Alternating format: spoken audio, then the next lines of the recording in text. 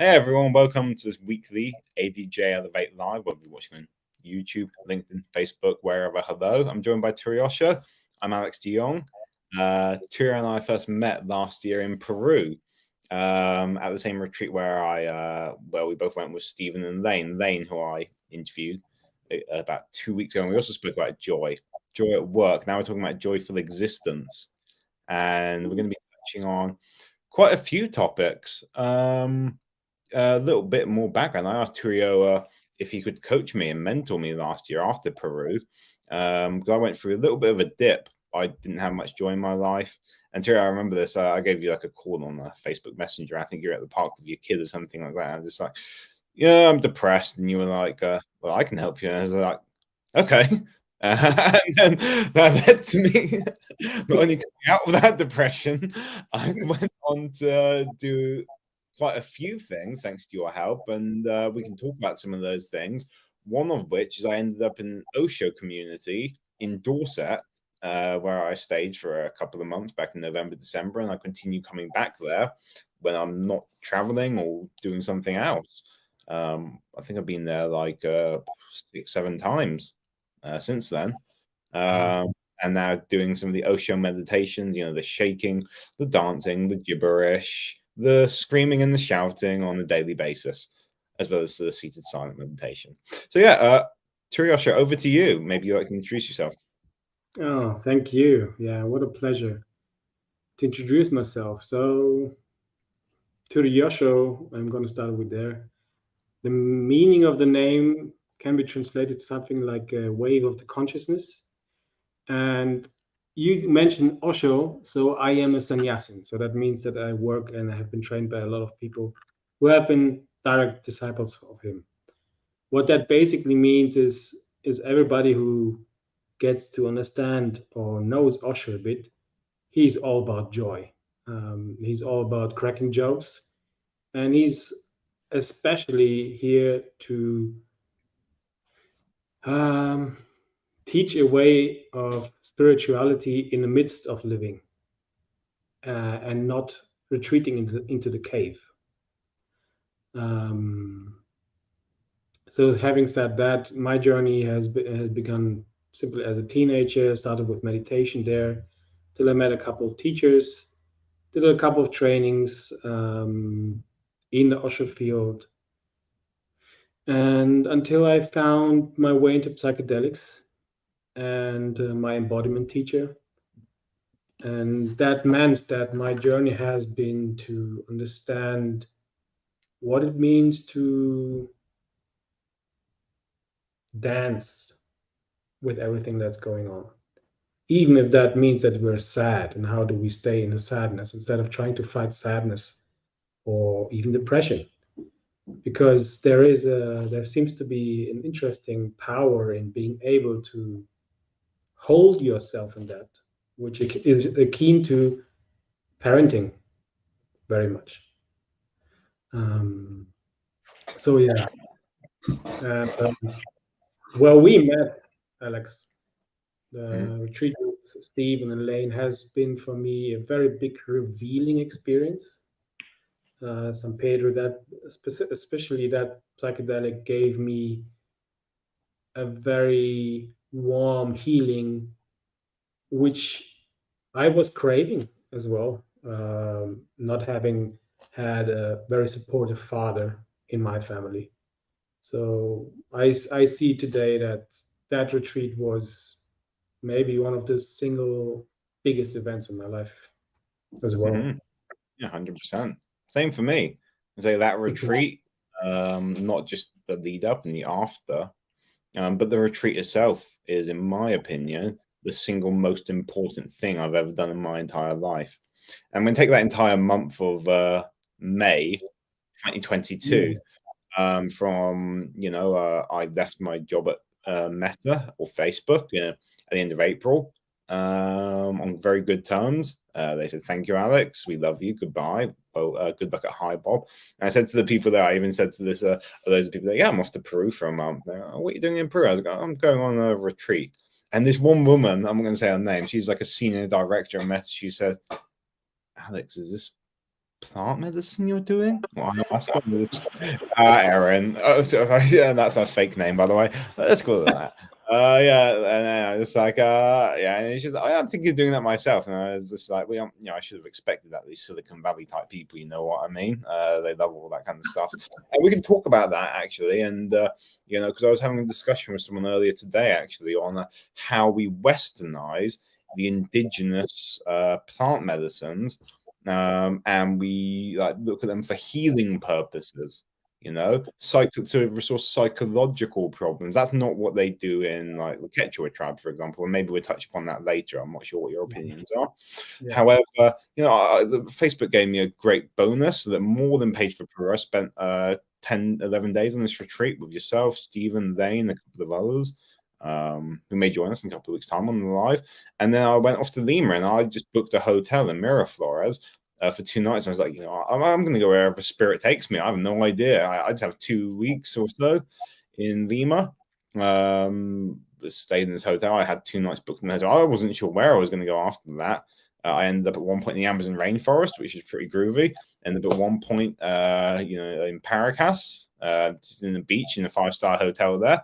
And when I went back to Lima at one point, I was just in the bar at my hotel and met a woman there called Chris. We bonded and we stayed in touch. She came over to visit me in New York a few weeks later when I was out there. And shortly after that, I went back to Peru for the second time, and then went back for the third time in December, January. Stayed for 2 months. She came to the UK in February. We went to Brazil for her birthday. And then she came back to the UK in July, and we got engaged. And now I'm moving to Peru for 6 months. Okay, so yeah, that month, that retreat in Peru started all of that.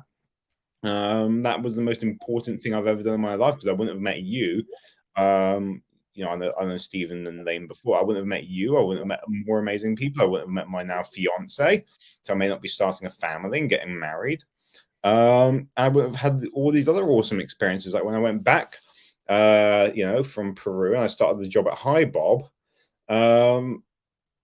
It was a very interesting time. I mentioned I went to New York. That was fun. But when I came back from New York, as you know, I just sank into this depression, and I was like, what the fuck?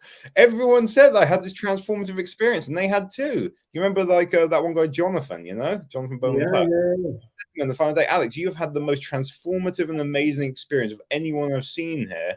And he started crying, and I was just like, oh, thanks. I felt I'd gone through the transformation. So I was just like, how can you go from that high to that low? And like Turiyo, we kind of went through that together, but maybe you want to explain to the people watching this. We've got about a dozen people or so watching it now. How does that happen? You get this high and then you come crashing down. Okay, I think I'm gonna loop it back with something you said in the beginning about the perspective of the Quechua people, about the indigenous people. And why I'm starting there is because when we engage in deep rituals like the plant medicines, we have to understand that the context where this happens, integration and taking care of each other processes, is happening in the tribe 24/7. So if something happens, if you start to blossom up, then there is a part in the tribe where people know how to take care of you, how to midwife you so that you land here. The biggest trouble with any kind of intense experiences, I'm going to frame it like this, is that if that surrounding is not present, it's almost like luck, a symbol of luck, if you can manage to hold that transformation in yourself. Otherwise, you crash down because there is no one to hold you there, because there is so much things coming out of you that want to be like detoxed, and you can't do that alone. We are social beings. We are tribal people, and this westernized idea we can do all by ourselves is exactly what's the sickness.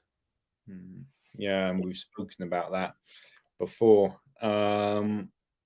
I'm going to come back to that westernized idea of the sickness. Before I do, for those of you watching, if you've got any questions about anything at all you want to ask me or Turiyo about anything that we're touching on, maybe you heard something you like, or just want to touch upon something completely different, write a comment in the chat. Just feel free to post it, and then we touch on it. But like what you were saying now about like this container, this space, we spoke about that. Over the 3 months I asked you to work with me, or 3 months or so, I believe it was.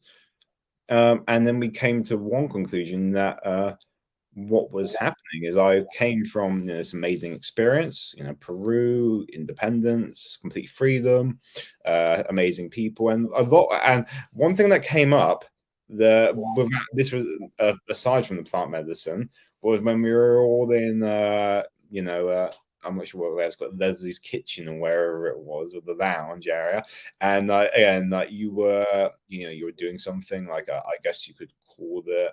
I'm not even sure what you would call it. Like I guess an Osho community called it a friendship meeting. You know what I mean? And then I just like piped in at the end of it, and I was just like, "Well, I wasn't involved in any of this, but you mind giving me some therapy, Turiyo?" And we all laughed. And then you were like, "Right, Alex, sit down on the couch now." And then you got me to open up in front of everyone, and I was talking a lot about my father. You know what I mean? Particularly the context that I look for father figures. Because my own dad wasn't able to support me in the way that I would have liked him to. So I look for people, and I think I mentioned even Stephen as an example of that, as people who are very strong and inspiring in my life.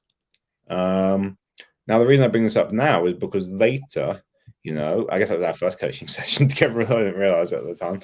Later, we spoke about this again on Zoom.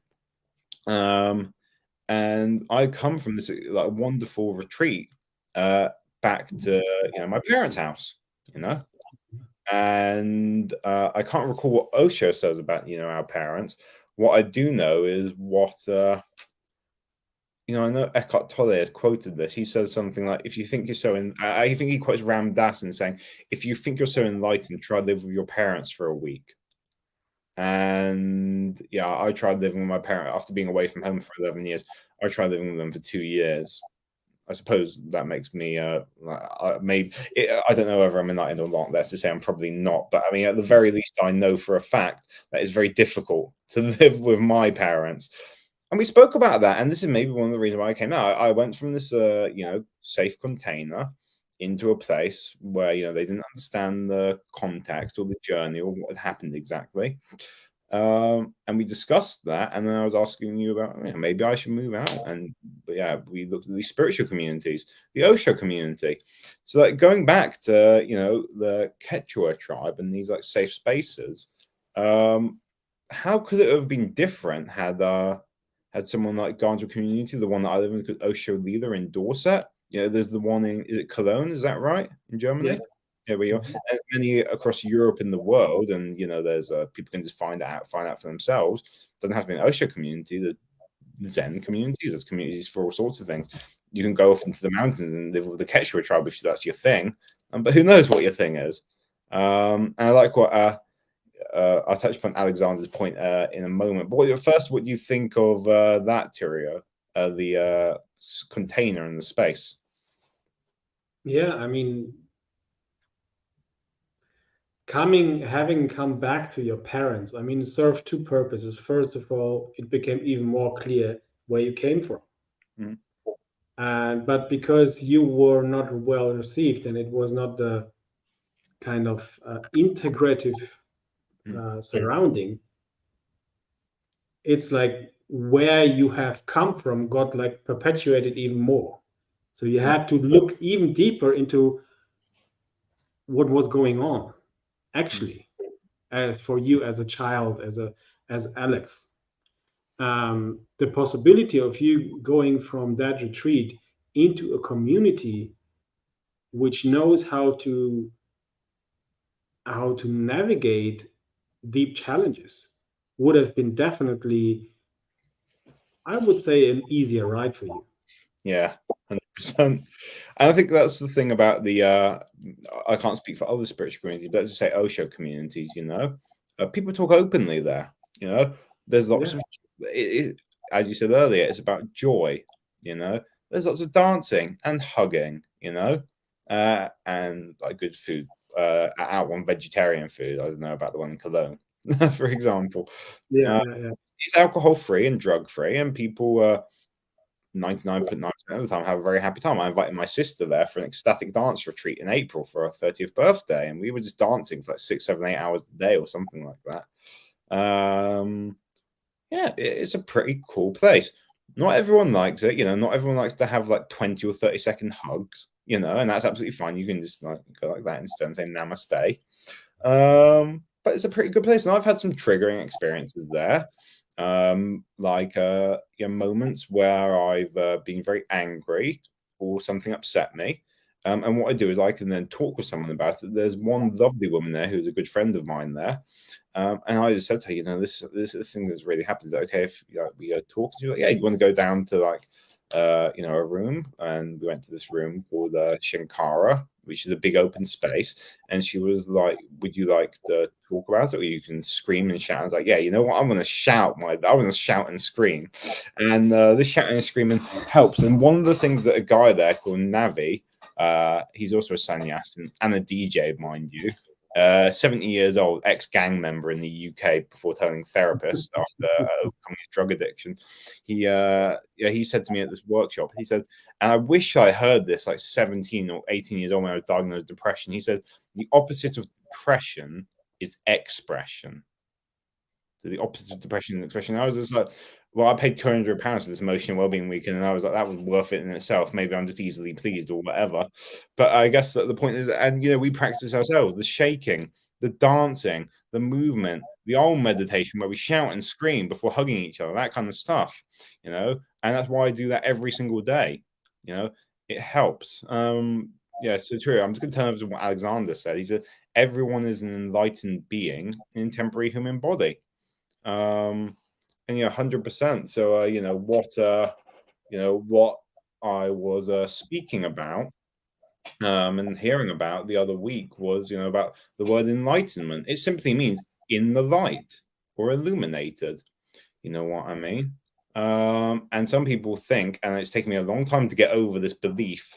When I first heard about the idea of enlightenment, the Buddha says, you're very few people, you're very lucky to be born into a human body. You're even luckier to have heard of enlightenment, and even luckier than that to seek it. You know what I mean? It's a very rare thing to be born into a human body, then a very rare thing to, even hear of enlightenment, even rarer than that to seek it. However, I think I want to chime in here because I want to make a distinction there. Mm-hmm. I want to say that there's two forms of enlightenment. Mm-hmm. The one is the ultimate one, which happens only when you die. Mm-hmm. And that is what you can prepare for in a way of good living, of doing your practice. And then there is the other enlightenment where I'm just reading a book where I think the description is very concrete. In the process of you doing your work, you start to reach your heart. Mm-hmm. Once the heart starts to open, there's many things that happen because you can start to think clearly and you can start to love clearly. Most importantly, you can start to think for yourself independently and in community. Instead of being thrown like a boat by your patterns, by your biography, you can see it and you can make a choice about your thinking. Yeah. Which allows you to make a choice to stay in joy, to stay in awe of existence and appreciation, which then allows you to, okay, I have a vision. There is something I want to carry forward. So there is this one form of where you are enlightened, which is bliss. Okay, you're here. But as long as we are in this body, there is something to do with it. Oh yeah, 100%. I mean, this is carry it forward, and that is where you start to give the love, where you start to give your gifts, your purpose, your vision. Yeah, 100%. This is what we have spoken about before, actually. For example, I mentioned this to you about A Course in Miracles. What A Course in Miracles effectively states is you wake up in what's called the happy dream. You're still in a dream state, Maya, illusion, whatever you want to call it. And the important thing to note here is that Maya is actually literally translated to play, If you're in the play or you're playing, you may as well be in the joyful one, you know what I mean? But you wake up in the happy dream, and that's great. And the final so-called enlightenment, happens upon death. We can't control that, you know what I mean? So thank you, Alexander, for the question. Also, thank you, Bianca, for your hands as well. Anyone who wants to ask a question, just write it in the comments. And Turiyo, another thing you said about what I would reframe what you said, if you don't mind, because you mentioned about you're thinking, you can think more clearly. I would change that to mastering your mind, to the extent that the mind is a wonderful tool, but like any tool, like take I don't know, like a hammer, for example. You can use a hammer to build a house, if you master the use of the hammer. You can also use it to smash someone's head in, you know what I mean? And that takes a certain level of mastery as well. I tend to find actually the best use of my mind is, let's take a hammer, for example. If I had a hammer, I'm neither going to build a house with it, nor will I and by the way, let me know if it keeps freezing, anyone in the comments, something like that, because it's freezing on my end. So if it is, I can quickly switch something up. So anyway, when I'm talking about a hammer, what I'm going to say that if I have a hammer, I'm not going to build a house with it. I'm not going to smash someone's head in it. I'm going to give it to a constructor, like a builder or someone like that. In this case, I give it to a loving, caring higher power. That loving, caring higher power, which I choose to call God, you can call it the universe or spirit or whatever, can do with the hammer far better things than I possibly can. You know what I mean? I do the same thing with my mind. You don't elect to have thoughts, or thinkingness. And what I found, and we can maybe talk about that experience on the magical bench in the forest, but what I have found to be an incredibly powerful thing is just kind of like if a thought comes up, there's awareness, and then like a letting go of that, allowing it just to dissolve, and what has helped me certainly is move into the heart or the body and then take action from this place. Some call it, intuition. Others simply call it, movement or body. What are your thoughts on that,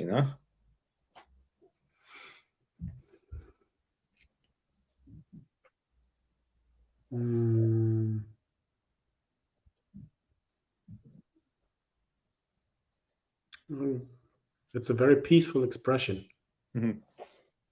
of Yeah. embodiment. That's the term I used, especially when we were together. How do you get there and not do it, but allow it?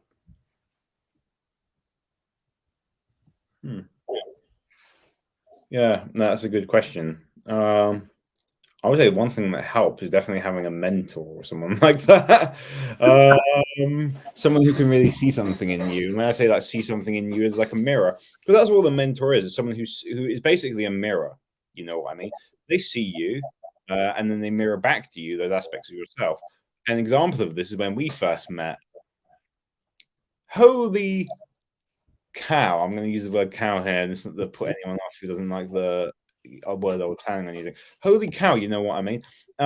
When we first met, and you just smiled at me, and then you looked at me, and you had this long gaze, and you were looking directly at me into my soul and my eyes. And I was just like, and then you were still staring at me. And I was just like, Turiyo, what are you doing? And I was like, I think the first time I was able to actually hold your gaze back was actually on ayahuasca after I went outside the teepee or whatever it was. No, purge. I even said at some point, stay Yes, here. Yeah. Was that on Very the simple. or? Very simple, yeah. Yeah.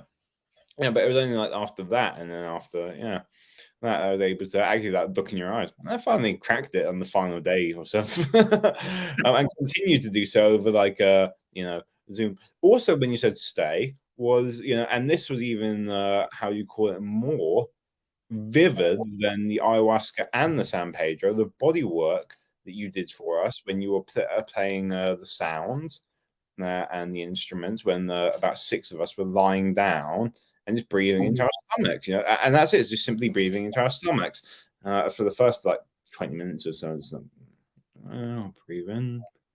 I was breathing, If I wasn't breathing, I would be quite blue. And I was just breathing, and then like gradually, then the shaking started to happen, and then like eyes closed, there was some very vivid images that came up and sensations in the body. And I put my hand up, I was an hour, and I was just like, may I leave? And you were like, stay. And I was like, oh, okay. And it got very hallucinogenic, should we say, from there. So why don't you tell us a bit about the body work and stuff and that kind of experience? Yeah, I mean that's one of the guys who started to investigate this stuff a lot is Wim Hof.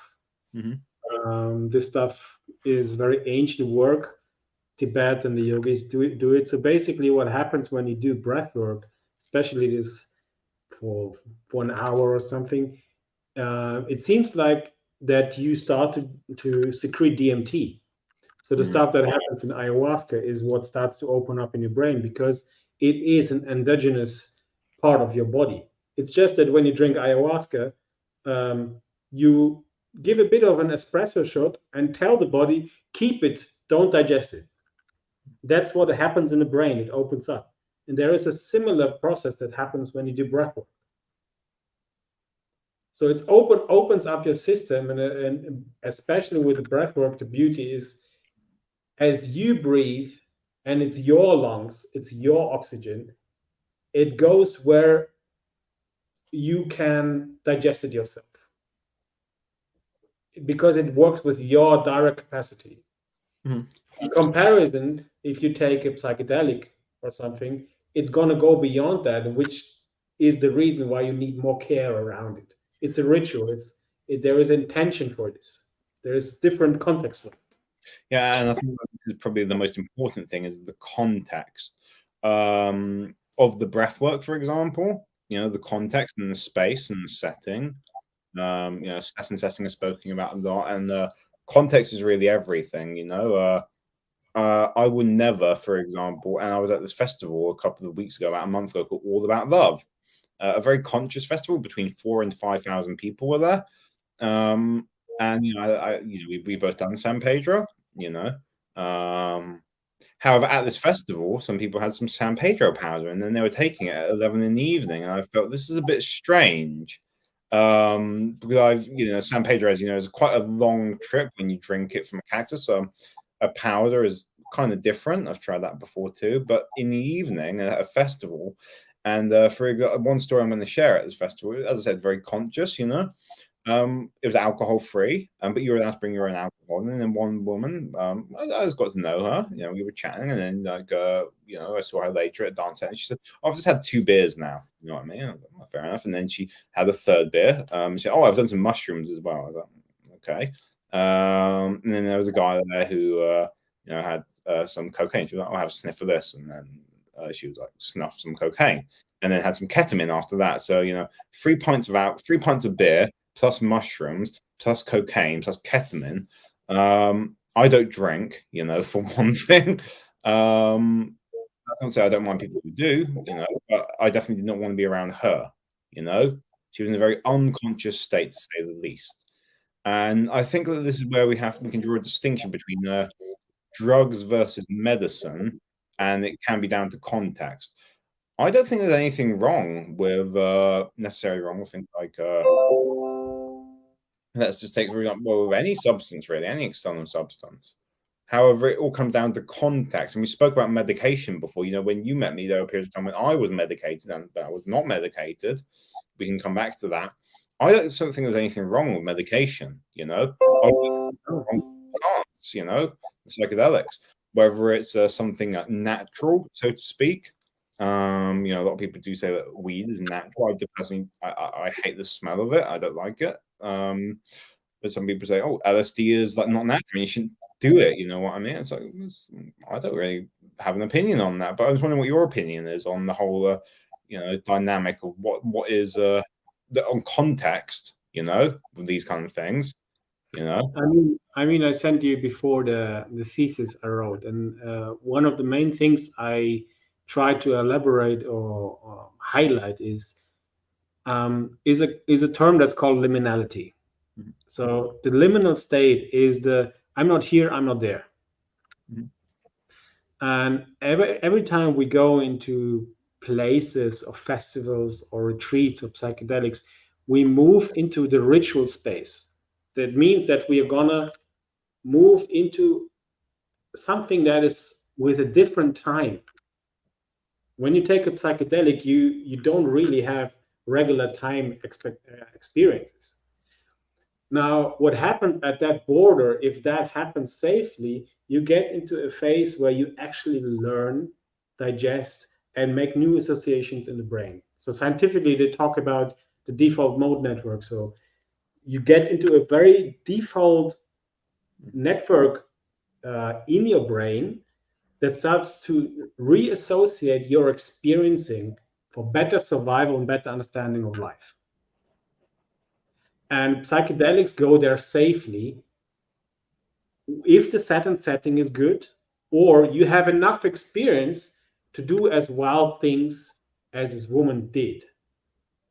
But that doesn't mean that this woman had these experiences. And especially if you mix so many things, I highly doubt that that was a good choice. Mm. Because that is where I mean it becomes very interesting as to the intention. Why are you doing it? No, you are already at a festival. You're drinking beer. Okay, maybe that's enough. Why do you take more? You have mushrooms and ketamine and cocaine. Okay, I highly doubt what's going on there. I mean, it's the question of the question of like why, because I don't think as a question I've asked myself, for example, why do I want to need to do any plant medicines? And that's an ongoing inquiry. I've spoken about this with people, and I've come to the conclusion that actually I don't need to. Everything that I can get, and that's not to say I'm not going to do it in the future. You know what I mean? There may come a time and a place, and that time they may come with you again, Turiyo. That'd be wonderful. You sometimes have retreats. However, what I'm getting at is really I can have the same experience as I get from like ayahuasca or San Pedro or vaping DMT through simply sitting and meditating or being with someone in a state of unconditional love. You know what I mean? Or at a festival, I made the choice before I went to the festival. I was, I spoke about this with a good friend of mine, and then she said, she goes to many festivals, and she was just like, get high off the vibe there. And that's exactly what I did. I was dancing, I was like singing, I went to these workshops, did some meditations, and I didn't have to do anything besides like a hit of rapé actually, which isn't really a drug. It's basically just insufflated cacao and nicotine and tobacco. You know what I mean? Quite a hit. Very grounding. But it's just pretty fun. However, a couple of the things like this woman who was there, she gave a couple of the talks. I'm not sure if you know Rita Jerez at all. Rita, maybe I know her. Yeah, I have to check it. Yeah, she gave a couple of meditations and talks. One of them was about plant medicine, and one of the talks she said she found it very disturbing that people were smoking bufo in the tent one evening. Good bufo, for those of you who don't know, is like a very powerful hallucinogenic, and you smoke it through a crack pipe. Such things recreationally in that context, again, it's questionable why people were doing that. But I guess like a second point that I kind of want to raise is that when I said I can have that same experience during a meditation, just sat down in the forest, or not even in the forest, on a bench somewhere. And working with you, I did have a very wonderful experience that you helped me out a lot with.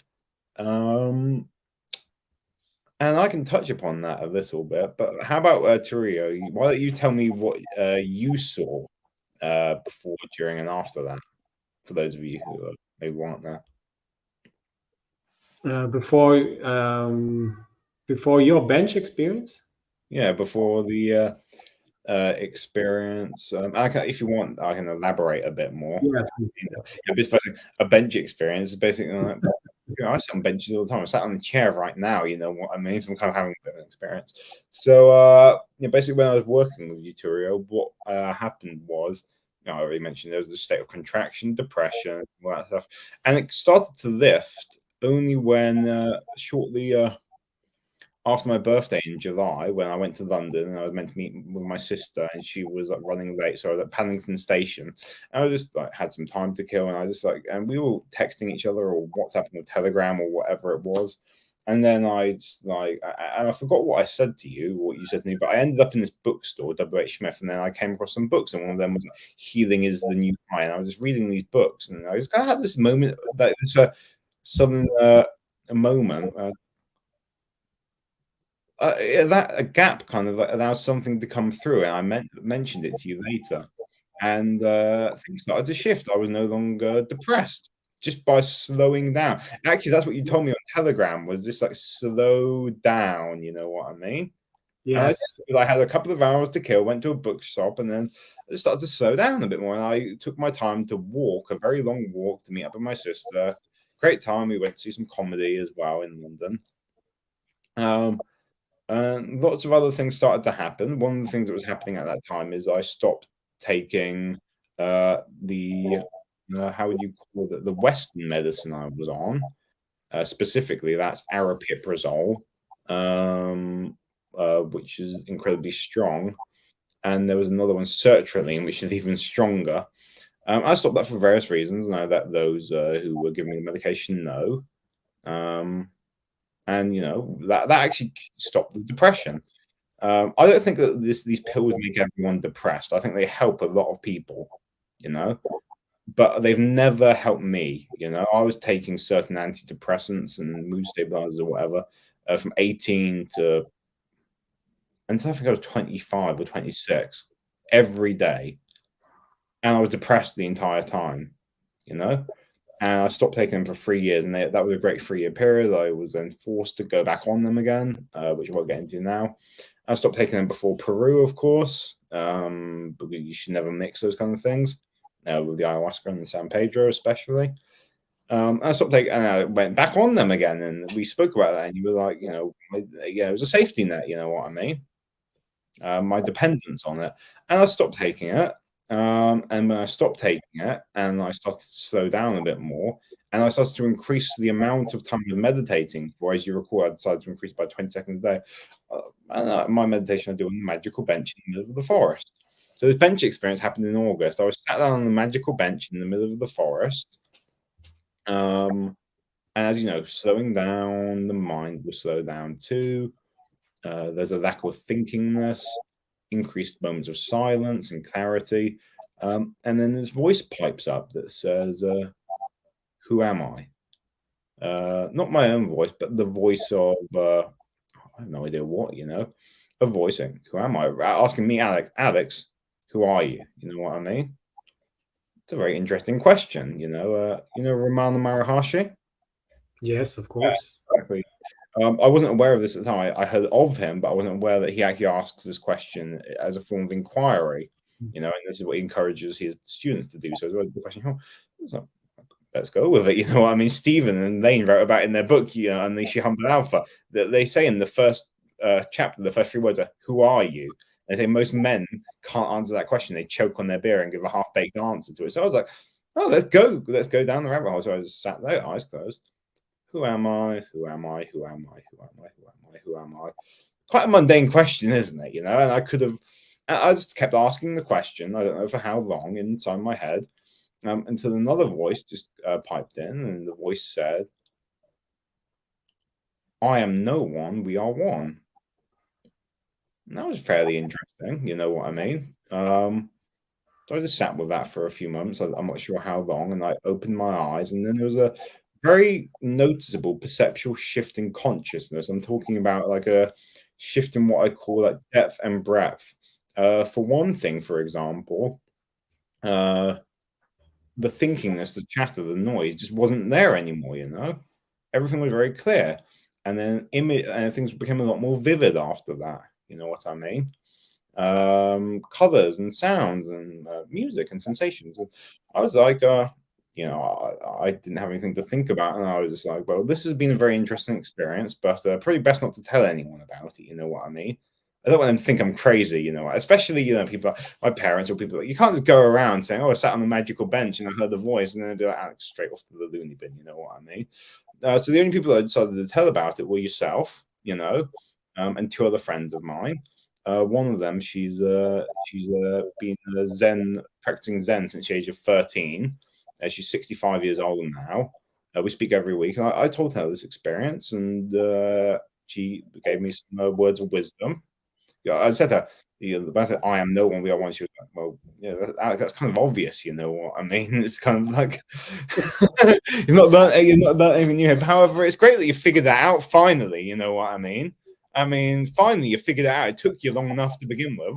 So then she gave me some words of wisdom, which were wonderful to hear. You know what I mean? I spoke with another friend of mine who used to be a corporate lawyer, now does something else. Very wise guy. You wouldn't tell his so-called spiritual, stiff in a suit, I guess. He's the kind of like I hate to use the term, but he is basically like an insurance salesman, you know. But he's very intelligent. And I mentioned this to him, and then he was also like, oh. And then he gave me some helpful suggestions. One of like helpful suggestions. I think the most important one was, you know, basically be in the world. You know what I mean? Wonderful that this happened to you at the same time. Just if as long as you're respectful and you treat everyone well, everything will work out fine. And it kind of did. Another suggestion he said was, you know, when I am back in the forest, look at a tree or something like that, and then immediately flip the switch, you know, like that. Ask yourself, who's witnessing this? And when I asked that, I realized we are consciously witnessing itself. And the tree had this most amazing aura. I've never seen aura before. It's pretty groovy. And, you know, later when we had our Zoom calls, I started to see aura, like you lit up with an aura, which is pretty groovy itself, you know what I mean? And it happens every now and then, you know. I guess the point is, you know, that was a very wonderful experience, and quite a long-winded story, you know what I mean? So I guess like to throw it back around to you.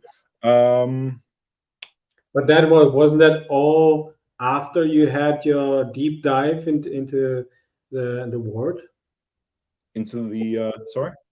Into the ward, into psychiatrist. Oh, no, that was before, you know, that happened a week later, you know. Okay, yeah. A week later when we were, you know, and this actually happened in the workplace of all places, you know, like after party after work. I can explain that, you know what I mean. But would you prefer to comment on anything before? Not much actually. I think I would just say that's where this practice then goes. Yeah, it kind of is. But I guess that maybe on that thing, because I'm sure you've had many mystical or wonderful esoteric experiences, or maybe even just normal experiences, mundane. My experience is what I call, you know, the profoundly mundane. It's profound and it's also incredibly mundane. A bit like what my friend said, this woman who's a 65-year-old living in the US. It's quite obvious, you know what I mean? And anyone who I've ever shared this with is, you know, that realization, I am no one, we are one. It's like not particularly novel in any way. Yeah, to me, this is like where I had a Sufi master, and he pointed it out very nicely. He said, like, what happens on the way? I said, you disappear. And he said, no, you witness your disappearance. And I found that very accurate back then. And when I look at it today, the question is, when you've gone through that experience, is there any necessity to make a difference between the one and the other? So is if you are already all, is there anything you need to do there? I would just say chop wood, carry water. You know what I mean? Exactly. So that's what you then do. You keep going, but everything is changed. Yeah. But it becomes so mundane because it's not that it's not special anymore, but it's because you understood that that is actually what it means to be alive and normal. Hmm. Pretty much. I mean, it's the essence of aliveness and incredibly normal. It's what, again, a lot of people either say or don't say. But by say, I mean there are people like Barry Long, and he says like, he says like, what is enlightenment? What is an enlightened man or woman? Someone who is completely ordinary and normal. There is nothing extraordinary about it whatsoever. It's actually the regular, ordinary person. Um, it's that simple. Or and what people don't say, like Dr. David R. Hawkins, had a wonderful experience in his like 30s or 40s. He was about to kill himself because, as a doctor and psychiatrist, had access to all sorts of drugs, and he had a big alcohol problem. Before he killed himself, he was like, "Yeah, I'm going to try this Zen thing one last time. It would be a tech way to dive a needle in his arm and all that." And he had a pretty profound meditation, and some would say that after the meditation, he had a God shot. You know what I mean? He became enlightened. But he never told anyone for 40 years after that because he didn't need to. You know what I mean? He just carried on with his psychiatry practice and the other work he was doing. Had pretty nice stuff until his wife finally convinced him, David, you should probably tell someone about all this kind of stuff. Help people, maybe. And he was like, fine, I'll get a PhD. And he went back to he already had an MD, a medical doctor. He went back to get his PhD and I wrote a book. Very scientific book, actually. He thought no one would read. And turned out to be the next phase of his life as a sort of spiritual teacher. He wrote more books after that and has helped many more people, myself included, Stephen included. He also heard about the book Letting Go, which is a fantastic book, and I've spoken about it before. So yeah, it's like at the end of the day, it's a very ordinary thing. It's incredibly mundane, and life goes on. But it is suddenly infused with a meaning without object. Mm-hmm.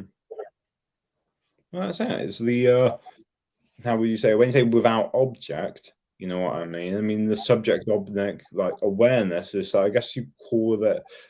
Let's call it duality. You know what I mean? There's a subject. I subject, you object. And I've had this experience of the dissolution of subject-object duality several times in my life.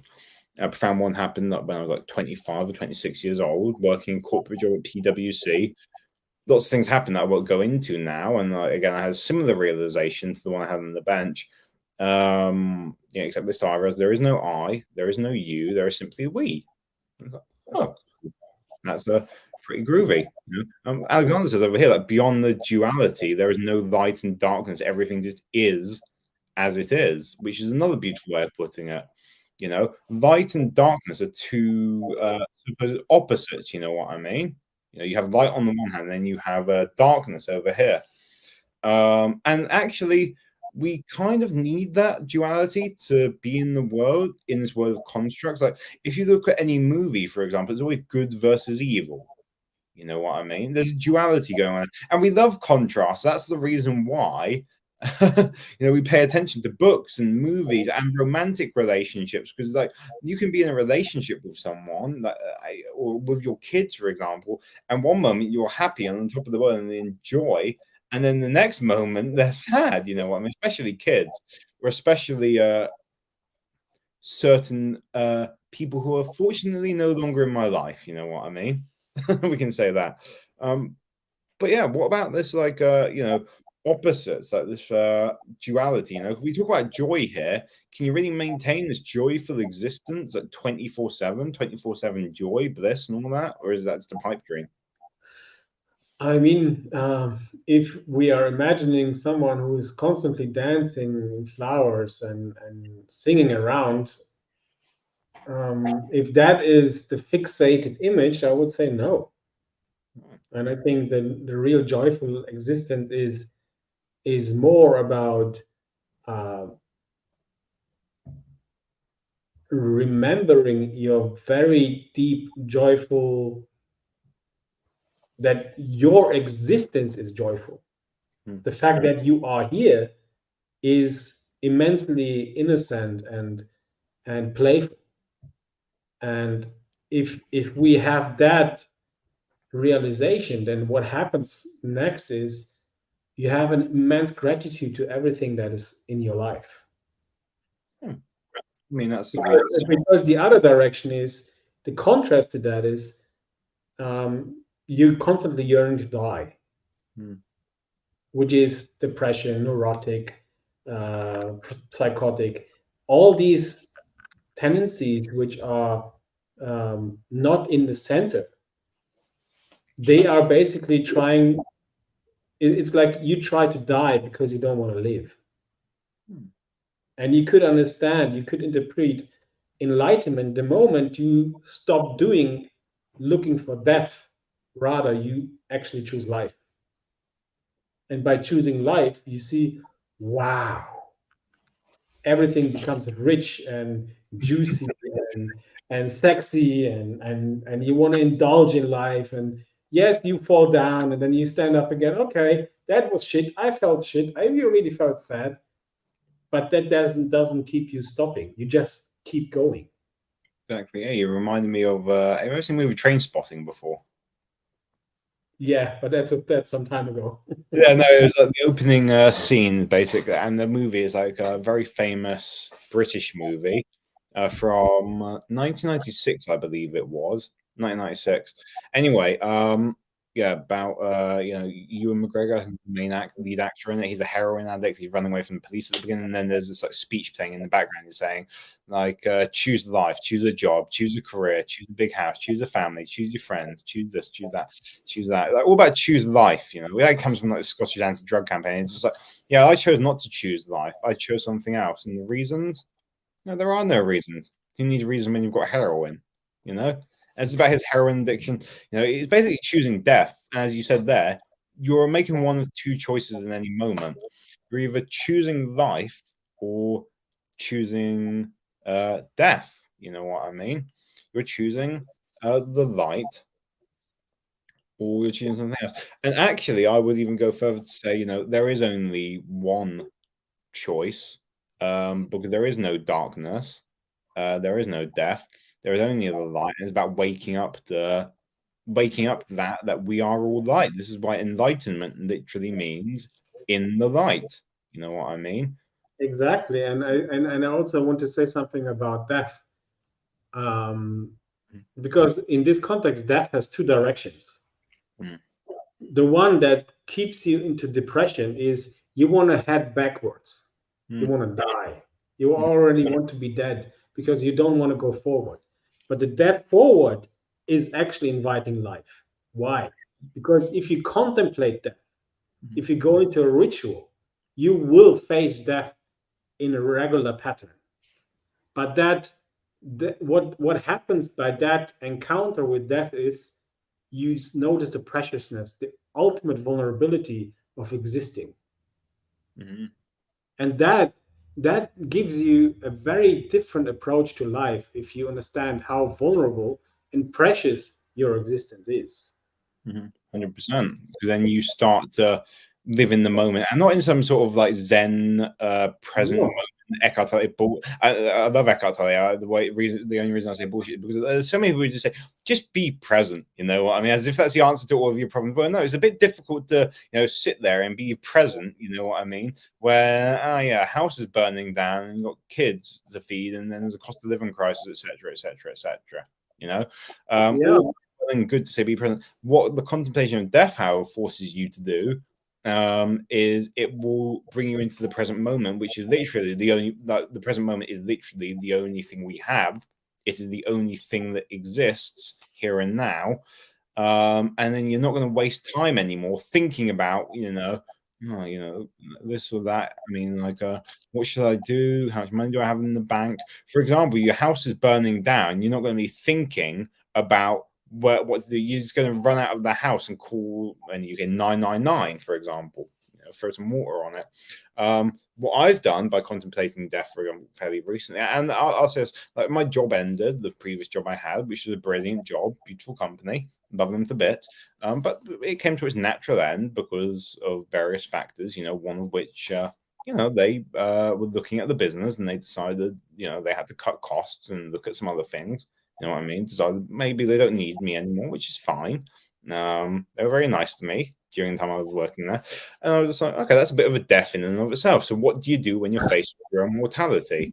You know, that could be a death in the family or the death of a relationship, which I've had before, you know, several significant breakups, or the death of a job, you know, which is a form of death, facing your mortality. And it forced me into the present moment in a very radical way, because when you're faced with a job loss, you have to find a way to make money. And some people go about that by, you know, I don't know, like handing out like their CV in supermarkets or doing whatever it is. Faced with that death, I'd start this business helping people, you know, with the help of people like, you know, yourself, Stephen, Lane, who appeared on this, you know, a few weeks ago, Stephen, who's appearing on this next week, and helped me with the process of writing my book. In fact, Stephen was the very first person I called up when I saw this email from my manager, and she said, "Heads up, HR director is joining our one-to-one meetings. Just wanted to let you know." And I was just like, "Oh God, you know, that's not very good." I suppose. So I just called up Stephen after the meeting, I think it was, and said to him, "Yeah, I think they're going to make me redundant. You know what I mean?" And then he was like, "Good. What do you want to do now?" And I was just like, I think I'm going to write a book about storytelling for sales, because it's the kind of thing I'm an expert in. You know what I mean? I was like, "Alex, you really want to write a book about that? Is what you need to write a book about?" I want to write about my experiences with bipolar disorder and burnout. He's like, "Great, I'm going to help you write that book. It's going to cost you this amount of money to work with me. Don't say maybe, yes or no. Make a decision now. You already know." I was like, "Yes, okay." Which set me off on this whole journey. You know what I mean? Oh, beautiful. Yeah, it is. Anyone who wants that book, it's going to be coming out, you know, January 2024. There's actually 2 books now: Burnout, Bounce Back by Polar Badass. You know, both of those books. Anyone who feels like you know, they need a bit of extra support, they can feel free to reach out to either me or Turiyo. Turiyo, I'm just going to pop your details in here now. Actually, it's turiyo@pm.me. Is that correct? Exactly. And I also have a simple website online. It's just turiyosho.net. There's a text, and you can reach out there as well. I'm not sure if these comments post LinkedIn, but I was like, I know it posts to YouTube, Facebook. We're not on Instagram. Instagram prefers you to do it on your mobile phone in vertical format. I was going to pop in some of my details if anyone wants to like book a meeting with me, or we can book it with either myself and Turiyo. Yeah, which would be fantastic. And we can tell you more. I mean, Turiyo, you certainly helped me a lot.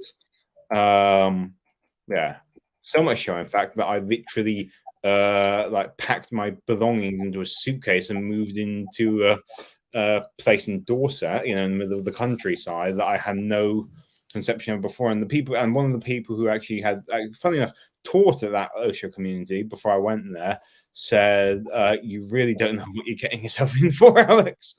And and you know, I still haven't seen it, but had I seen that documentary, what is it, Wild Country? I mean, I've actually gone there out of fear. Someone actually afterwards said to me, "You know that this guy Osho, he used to be called Rajneesh, and he did this and that." I was like, "Yeah, I've heard the stories and all that kind of stuff." And but who knows how it's going to be? You know what I mean? We'll just see how it is for the future. Pack my belongings into a suitcase, move to Dorset because of you. Thanks to going on that wonderful retreat, I'm now like living in Peru for at least 6 months, starting in October, with Chris. I believe her and her family watching this, or maybe watching this, or have watched this. Hello. Yeah, so, and that's all thanks to you, Turiyo. You know what I mean? So yeah, thank you very much for sparking the journey. Any final words that you have left? We kind of we've got a couple of seconds, about a minute or two left. I'm just getting goosebumps because I'm immensely grateful, and I think it is just precious. And this moment when you called me from your dark experience, which I frame it like this now. The one thing that touched me when I came before I came to the interview was like, when I got your call, I was silent, and that was for me a marker of Alex is going through something, but everything is all right. And for me, it is and just a touching experience so that I could actually just be there for you in every way that was possible. Because I'm in Germany, I'm not in the UK. Yeah. But that silence is what I saw and heard in your voice, and I was like, okay. The outside appearance is maybe a bit fuzzy right now, but the core is there. So Yeah. I'm happy. I'm very happy for you and proud of you, man. Thank you. That's what we do. We hold space for each other, and we allow that joyfulness, that bliss, to come through beneath the silence and the noise. As you know yourself, you do these men's gatherings, and you're very active in doing men's work. It's something that I've done a lot of as well, particularly sharing for men. We do need to share more, and be heard. It's a wonderful thing, and if anyone does want to reach out to you for men's work, I know you do quite a lot of that. Definitely do so. I'll just put your details at the bottom, turiyosho.net. If anyone wants to reach out for me and we can discuss whatever challenges you're facing, then we can do. But for now, Turiyo, I just want to thank you so much for being a part of my journey. And it's not going to be the last time we speak, definitely. Absolutely. I still owe you a visit to Germany. I had a flight booked, but then circumstances have rearranged themselves, sadly. Yeah, we'll be in touch. We'll be in touch. Have a great time. Thank you. Thank you. Bye.